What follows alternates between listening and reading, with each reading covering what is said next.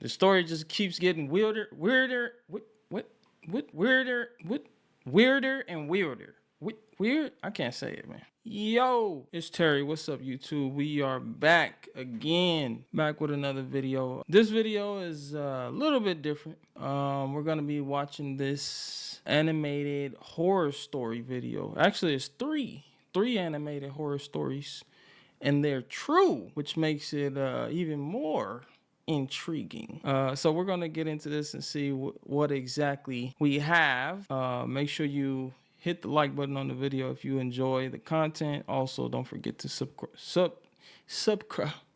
don't forget to subscribe to the channel, as it helps the channel grow every day, day by day. So let's get into this video without further ado. Man, you know it's hot out here, man. I live in Lancaster, California. It's so hot. Man, it's got to be at least 100 degrees right now. But I don't know. It's hot, man. Let's try and get this video over with. Knock it out real quick. So, again, we're watching 3 chilling true horror stories. Animated. Let's see what it's hidden about. This happened in the fall of 1993 when I was 20 years old. In the interest of context, this was before I started college, and I was working in the material prep department of a plastics factory on the night shift. I was the only woman in the department, and my male coworkers were initially skeptical that I could handle the job, but I proved myself and earned their respect. It was hard work, but on the plus side, it was also putting me in the best shape of my life. It was also about this time that I dumped my abusive boyfriend. He was verbally, emotionally, and physically abusive to me, as well as an alcoholic. This fact, more than anything, is probably why. All right, so first of all, sounds like she has a few coworkers that are a bit sexist. They don't think that she can handle her own in the workplace. And then on top of that, she's got an abusive boyfriend. He's also an alcoholic. So she's going through a lot of stuff at the moment. But she says that she enjoys it because it helps her work out a bit more. So she's able to get her 24-hour fitness in the midst of everything going on. So one thing that's pointing out to me is just how they talked about the boyfriend. You know how relationships get with abusive spouses or abusive significant others. They'll follow you wherever. They begin to become stalkers, and they'll follow you to the ends of the earth just to see you suffer for whatever the case is, for making them mad or not wanting to continue with them, or you know how it goes.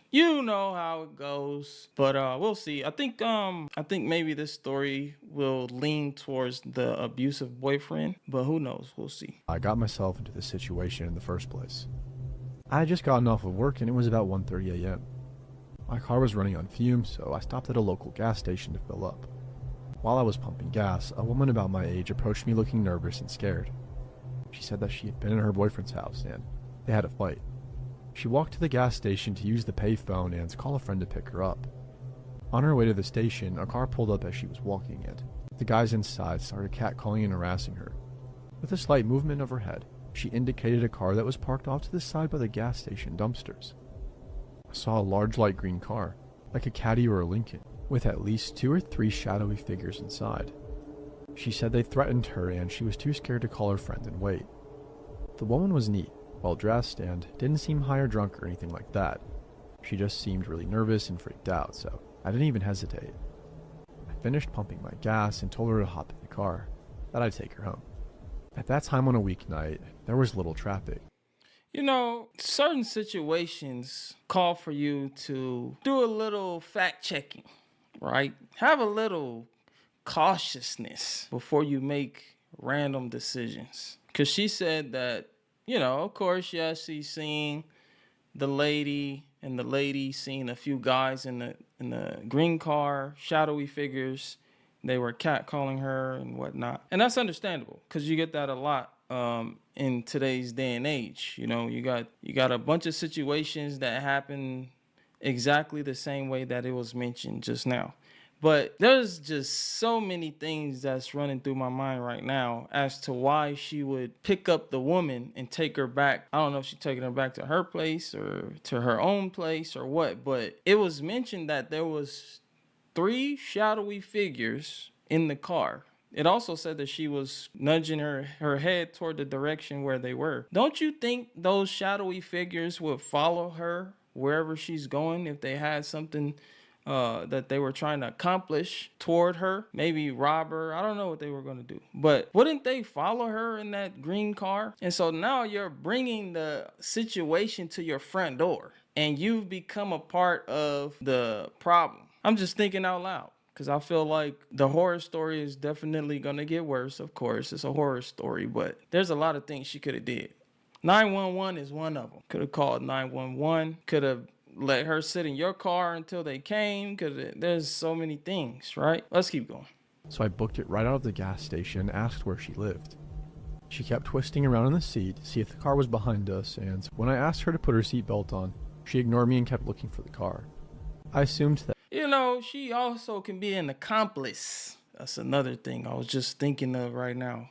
Because her head is on a swivel right now. Maybe she's playing a role. You never know. There's a lot of things that could be going on. And you have to take caution with these types of situations, especially being a woman. That she was just scared. A few blocks down the road, however, I noticed she was looking around the car and she started asking me about money. Where's your purse? Where's your bag? I need money. You need to give me some money. What's my going stomach on? sank. I have this woman in my car, now she's going to rob me. Dang. But when I thought about it, robbery just didn't make much sense. I was driving a 1985 Chevette, affectionately nicknamed Shitbox, and was wearing my work clothes, a ratty t-shirt and jeans with combat boots. I did not look like a person with a lot of cash, primarily because I wasn't a person with a lot of cash. She twisted around in the seat again and started yelling. There they are. She didn't sound scared anymore. Why does she have this sinister face? Just like what I was saying earlier, now it seems like she's an accomplice. I just mentioned when we started that if they were harassing her and looking to start a problem with her and you pick her up, you've now become a part of the problem. Now they're looking for you and her. I just said that. I should be a detective. I should either be a detective or a story writer. I'm bang on the money right now. I checked the rear view and sure enough, the light green car is right behind me. She started cackling and bouncing up and down in the seat. My boys are going to mess you up, bitch. My boys. There you have it. Ladies and gentlemen, there you have it. She says, my boys are going to mess you up. So yes, she's an accomplice. You're done. She's laughing like crazy, opening the glove box, looking in the back for a bag or purse, and telling me all the messed up shit these guys are planning to do. Now, if I'd been smart, I would have just driven to the police station. Actually, if I'd been very smart, I would have called the cops from the gas station and waited with... I think I'm 2 for 2 now. I just said that as well. If anything, you could have let her sit in the car and called 911. Or you could have just called 911 right there, right? If she's being harassed and she doesn't feel safe, best thing you can do is call 911 right then and there. Or go back inside the gas station where there's cameras and there's a clerk for some more backup, right? I think I'm 0 for 2, or I'm 2 for 2 right now. 2 for 2, yes. her until they arrived. That would have been the intelligent thing to do. Unfortunately, none of this crossed my mind until later. In the moment, I just got really angry. I realized 3 things all at once.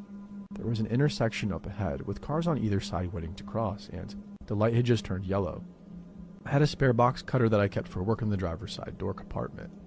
The crazy psycho next to me hadn't put on her seatbelt yet either. I didn't think. I floored it and passed under the yellow light just as it turned red. I glanced back to see if the green car was still behind me, but the cross traffic at the intersection had started to move, and they hadn't caught up. This crazy woman started yelling. I slammed on the brakes, and she hit the dash and windshield with a solid and viciously satisfying crack. When she rebounded to the passenger seat, I had the box cutter in her face and was screaming some pretty crazy stuff. I can't remember exactly what I said, but it was along the lines of, "Get the heck out of here. Get out of my car before I cut off your face and make you eat it." Crazy screaming and box cutter combo worked. She grabbed blindly at the handle and popped open the door. Yet I started shoving and punching her until she tumbled out of the door to the curb. Wow. Stomped on the gas, got to the next turn, and squealed around it with the passenger door still open. I made a few more turns because I was afraid that the green car might catch up to me. After a little while, I stopped to close the passenger door, Then I cut across town and got into the highway to go home. I was on the highway for about 5 minutes before the shake started.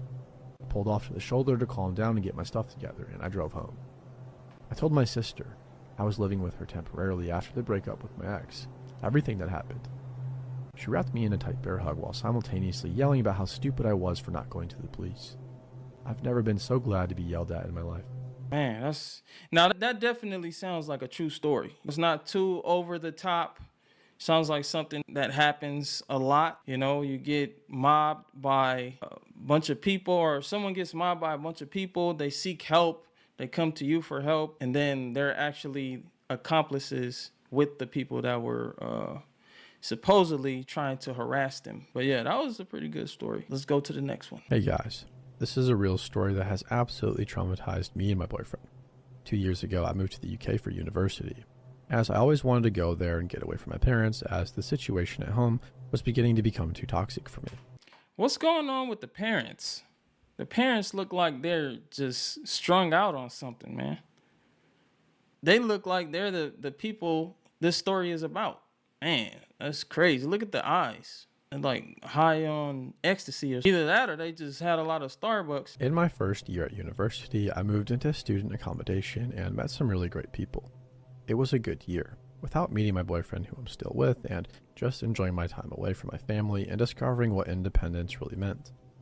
Anyhow, as the second year came by, I decided with some friends to move into a house rented by student accommodations, but at least we had our own house and weren't restricted as much with noise and parties as living in a small shared flat like in the first year.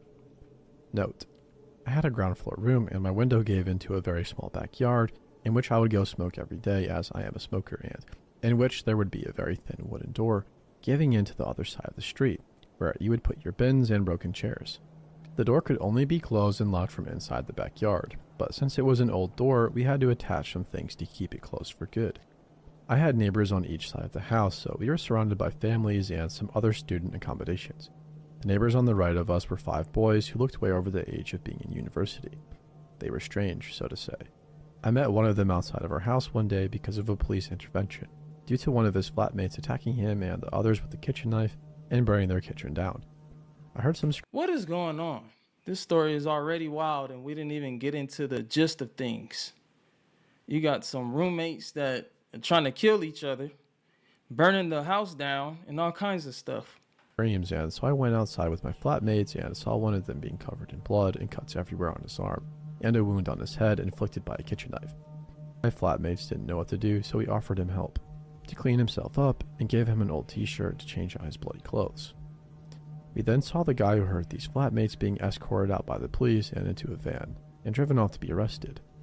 I don't know anything more about the story. The police didn't really tell us anything. Anyway, the guy who we helped was quite weird. He said a lot of BS and kept trying to grab me and flirt with me, and we noticed when helping him he smoked quite a lot of weed, but we just didn't really care at the moment as we wanted to make sure he was alright, as we didn't know him. Then after some time had passed, I would go to uni and come back home and see him quite often in the street, and just never say a word to him again. But one day he came up to me in the street while I was going to the corner shop and started talking to me weirdly, and I didn't feel comfortable at all with it for some reason, so I just didn't respond. He then said, "That's okay. I'll just wait in front of your house then and we can talk further. No need to say." All right. Here we go. Another stalker. It's okay. I'll just wait in front of your house to talk to you instead. You can tell where the story is headed, but this guy already was in some weird stuff at the beginning of the story. He was bloodied up. We don't know what type of altercation it was with his other roommate, I think it was. And now this dude is just, I think because she helped him, he gained a liking to her, but, you know, who's to say? And then seemed like he was groping her while she was helping him. And now he's talking about standing in front of her home to talk to her, or waiting for her in front of her home to talk to her. I was insanely creeped out and just thought he was joking, so I bought my drink at the shop and headed back to my street. And as I turned into the street where my house was, I saw him with his flatmate sitting on my doorstep. Isn't that the same guy that he got into an altercation with and went to jail? Now this guy is sitting down with him, waiting for her. The story just keeps getting weirder and weirder. Weird? I can't say it, man. Weirder and weirder. Waiting for me. So I panicked and went back to the corner shop and called my only guy flatmate to ask him to open the door and tell the guys to go away. But obviously he wasn't home and no one else was either. So I literally just waited it out until they left 1 hour later and then sprinted back home and locked the front door. Note, my front door had a glass panel on it where you would be able to make out who was standing in front of it. As this was already pretty scary, I just tried to avoid the guy and mostly succeeded for a little while. But then one day, as I went smoking into the backyard, I noticed that That's the wooden her? floor, which is Why, always why closed, does she was look open, different? and the strings that we put there to keep it closed were cut off.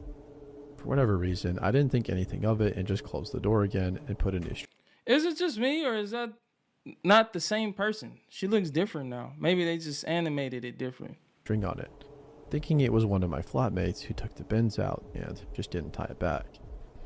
The weird neighbors would very often scream and yell and fight in their house, and it would wake me and my flatmates up in the middle of the night, but we kind of got used to it after a little while. But one evening, my boyfriend slept over like he usually does, and he, who usually never wakes up because of a noise, woke up in the middle of the night because of a bang and some whispering. I was sound asleep, so he very silently woke me up, and we both just waited in the dark and listened for any other noises. Suddenly, we heard the wooden door just shoot right open and some footsteps next to my window. I always had my window open because it would get really warm in there, so we both just froze. Then we heard the door leading to the backyard get shaken softly as if they were trying to get inside, and then they stopped. Luckily, we had I got this weird thing about windows that are open that people can just look through. I'm always like, I just always have a weird feeling about windows. And just at night, at least, you feel like someone's watching you in the dark. I like to have my windows covered, but I know people, like the story suggests, like to have their windows open and then the blinds or the curtains not really covering the windows too much.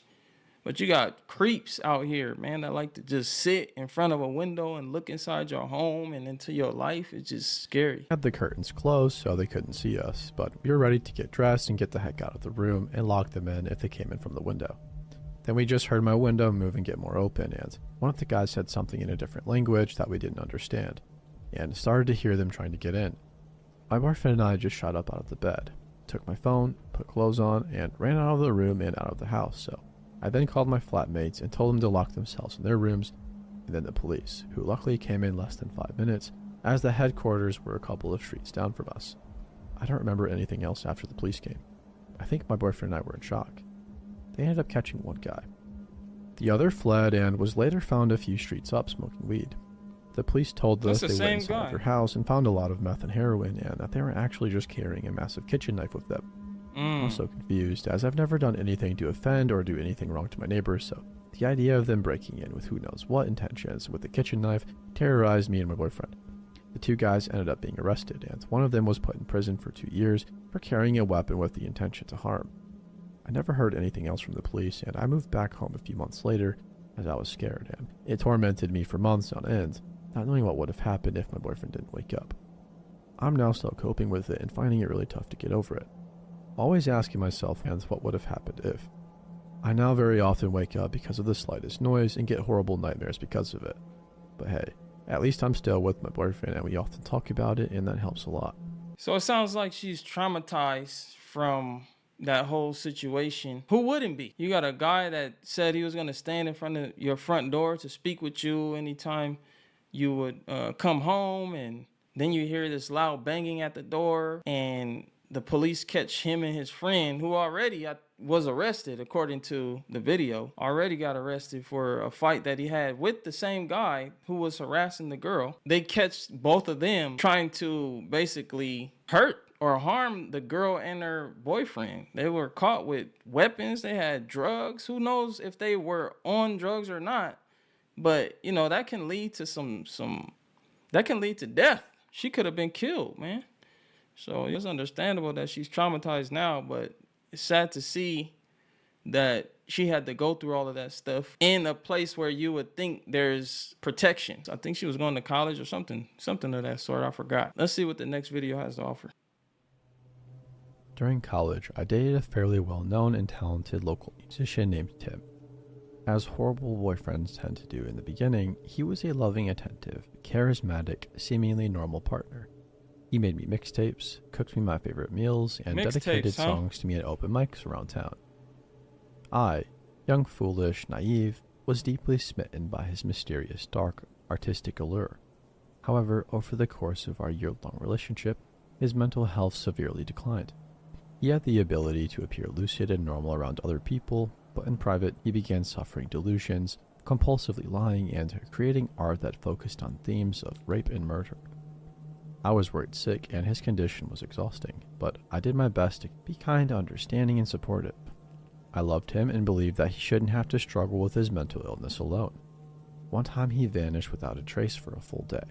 I found his apartment empty. Lights on, front door wide open, phone on his nightstand. I took a few deep breaths and called all around the city for hours before finally discovering he had been involuntarily checked into a mental hospital. I did my best to be strong for him, seeing him every day during supervised visitation hour, bringing him his favorite books to pass the time, and holding him as he cried that it was all a mistake, that he did not belong there. It was surreal to see my gentle, intelligent, normal, albeit depressed boyfriend surrounded by visibly insane, long-term psychiatric ward patients. For real. A place like that can have a strong effect on a person. I've worked in a nursing home for quite some time, like over a year and some change. And people their minds begins to change just by their circumstances or the people around them. You got people walking around that are ill in the head, and that begins to penetrate the minds of others who are, who are decently well-minded, right? Especially with the elderly.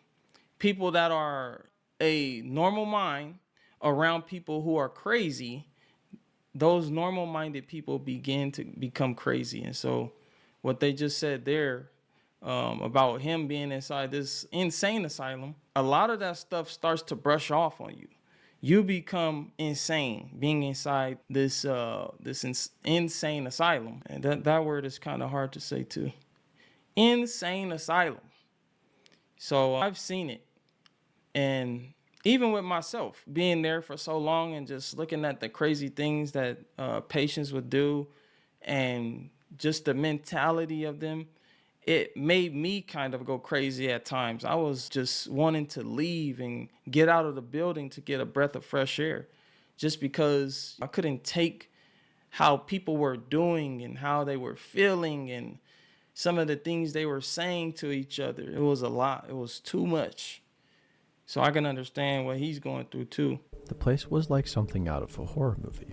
In retrospect, none of the staff ever told me the real reason why he was there, and I was too polite and naive to ask. Our relationship ended a few months later. I found undeniable evidence that he was cheating on me and, secretly relieved, confronted him. I told him to leave my apartment and never come back. He cracked.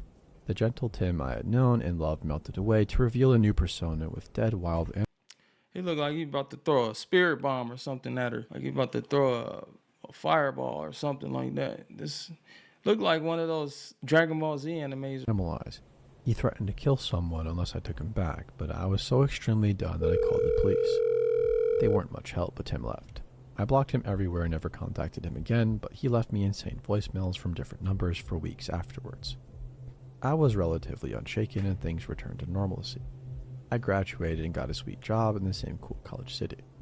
6 months later, I woke up to concerned texts from my mutual friends saying that they didn't want to freak me out, but Tim was off his meds, clearly manic, and was posting a nearly written song all over social media. His best friend, who hadn't been in touch since before the breakup, sent me an apology along with a screenshot of the lyrics. That got my attention. I won't copy-paste them here because they'll lead back to his Bandcamp, but the song was pretty explicitly about my assault and murder, but in a sort of clever disguised way. It's catchy too, that bastard. I checked his profiles myself from a friend's account, and he was posting dozens and dozens of I'll paint you in shades of permanent red, a masterpiece on the floor, so you'll never have to walk away or reach the handle on the door. No more pulse to race with fear. No more breath to waste. Oh no. No more breath to waste on no. just a beautiful frozen portrait in the place where the shadows grow. Actually, that's a pretty good song. Totally insane rambling statuses, most of them about me.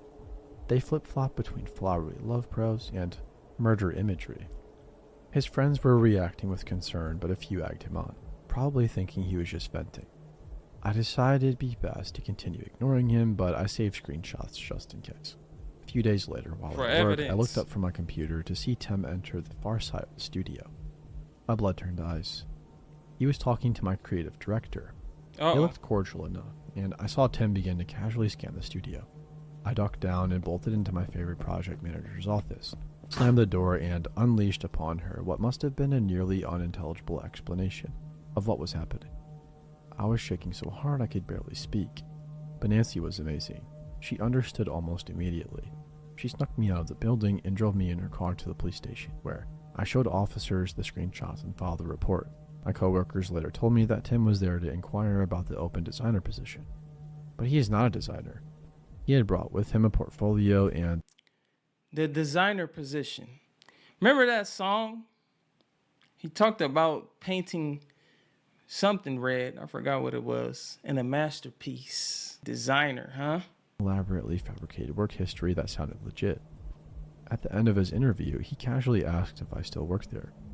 He said we used to collaborate. Oh, and he had written a song for me, and it had been picked up by the local radio this morning. He asked my coworkers to let me know with warmest regards. That phrase still makes my skin crawl. He then left, found my abandoned car in the parking lot, and paced behind it until the police arrived.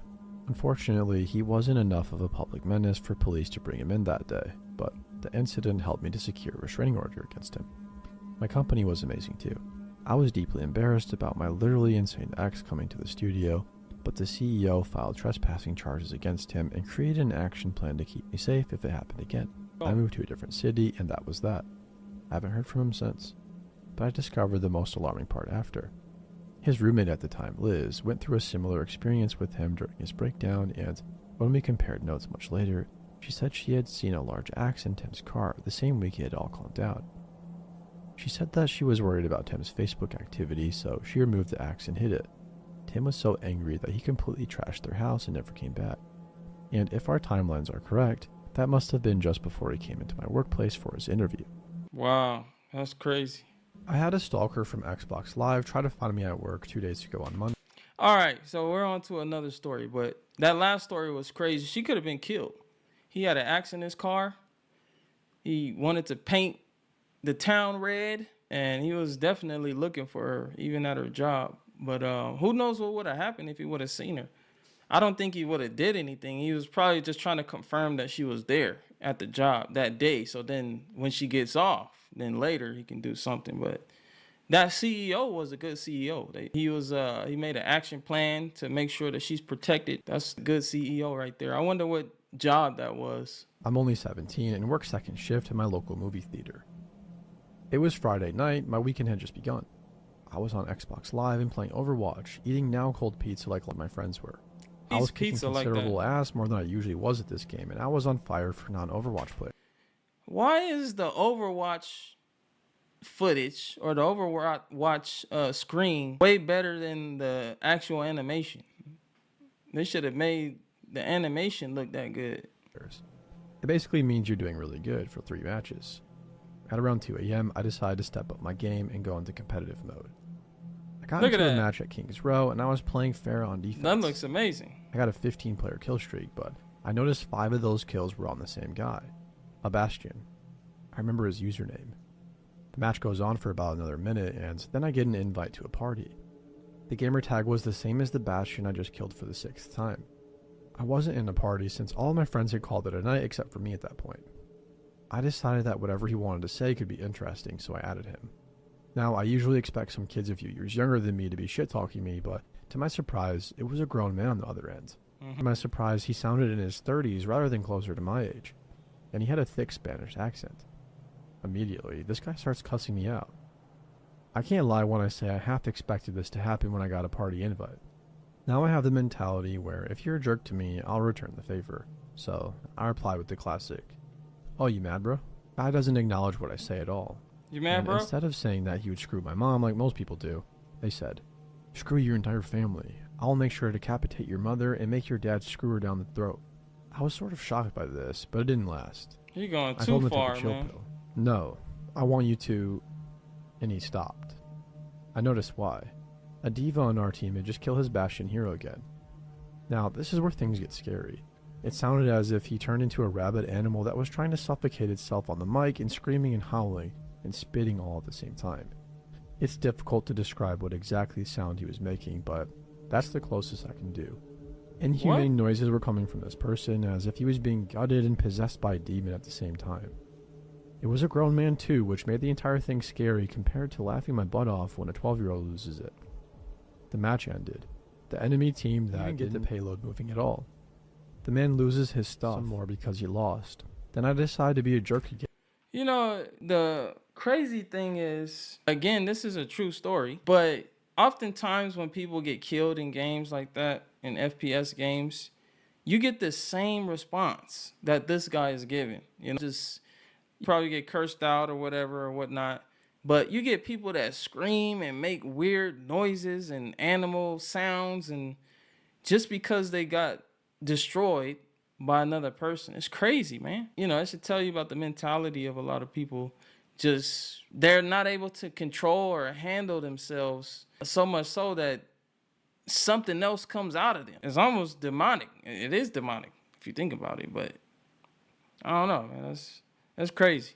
This dude's making, I think he said that she was making, or he was making rabbit sounds, almost as if something was hurting him, and it's just weird. And not take this clearly crazy guy's shit. Look, man, it's not my fault you suck at this game. You're just being treated like the child you really are. So just grow up. Guy didn't like this. He literally screamed at the top of his lungs. F you. Into the microphone for no joke like seconds. It started getting all crackly. He was being so loud he was breaking his mic. Wow. He then removed me from the party. I decided that since the match was over, I decided to call it a night, just like my friends had. My overall reaction to what went down was, okay, that was something. I logged out and turned off my Xbox and went to bed. As soon as my head hit the pillow, I realized how much of a dummy I was for not recording any of it. My friends would have lost it when they heard it. Then I fell asleep. Saturday went by with nothing, and I thought that was that with the weird Spanish dude. Sunday was after Saturday, and I logged onto my Xbox that morning to play more Overwatch. I noticed I had a message from the guy saying, "Good morning," with my full name, and "I know you have to go to insert address of the movie theater I work at tomorrow." What the heck? I said aloud. I decided to pull out my phone and take a picture of the TV That's screen. scary. I then texted my boss about it and told her that some guy on Xbox. Imagine you get into this back and forth with somebody on Xbox. You know, you kind of beat them at the game in a really bad way. So much so that they started screaming at the top of their lungs, profanities, cursing you out, all sorts of nonsense. You go to sleep, you know, get a good night's rest because you were the better person in the game. Wake up the next day, check your messages, and they say, "I know you have to go to work today." And they actually know exactly where you work. That is terrifying, especially if the person is a random person you just met online, which I'm assuming this guy is. How do you know where I work at? If he knows where you work at, he probably knows where you live, probably knows a lot of things, given that he has this psychotic behavior already online on the game. Man, this is terrifying. You look at this animated cartoon and you don't really weigh the sheer horror of this animated cartoon. And it's a true story. If you can just imagine how you would feel in this situation, man, I don't know what I would do. This is crazy. Somehow found where I worked. Now, my boss is a weird old lady, so she naturally didn't care what happened. Even though it concerned my work, she just blew it off and told me I still had to come in the next day. No. Jurassic World Fallen Kingdom and The Incredibles 2 are both hot right now, so we were going to be busy. I ended up coming in the next day at 5:30. It was pretty boring and busy like I predicted. Up until about 8 o'clock when a super short guy came in through the door. It was loud and pretty crowded, but the guy hollers my name. The same thick Spanish accent from Xbox. It was him. I Face still to to this face day now. don't know where he got my info from or why he decided to come all the way to where I worked. The theater fell silent. I just walked to the back room where my boss was and told her that the guy from Xbox was inside. She repeated the whole, "I don't care what happens to you on the game. Get back to work. We're busy." I repeated to tell See, there's a big difference between the CEO we heard about who wanted to protect their employee and this manager, supervisor, whoever she is, who doesn't care not one bit. She doesn't care if she's slaughtered, murdered, whatever. Get back to work is her basically how she is right now. But how did this guy find this girl? That's what I would like to know. He came in shouting the same profanities in Spanish, looking right at her like, no, it's you. her that the guy was inside the building. I didn't know if he wanted to hurt me or not and that I was going to call the cops. I ended up actually calling the police. It wasn't until they arrived and spoke to me privately in the back room that my boss ended up taking me seriously. The Spanish guy was still inside the Now lobby you and the wanna cops take put me him in serious. cuffs and walked him out. This is according to my boss. I was in the back room so I couldn't witness it. I still haven't heard anything from the police and I still don't know how he found my info or why he came all the way to where I worked. And I still don't know what he planned to do to me. Either way, I'm still a bit shaken up over it. I don't know if he knows my home address or not, and I'm pretty much on guard 24/7. Either way, I own 2 dogs that can scare off anyone, but I'm still terrified of this dude. Man, that story is crazy too. But I imagine since it was a true story, she's still traumatized to this day if she's alive. And then also, you're going to watch how you play online on Xbox from here forward. You're not going to be talking trash like you used to, because this guy came to find out if you really about that talk. That's going to be it for the video. Appreciate you guys watching with me. Again, if you like the video, you like the content, hit the like button. Also subscribe to the channel. There's going to be more coming out. And I appreciate you guys once again. I'll see you in the next video.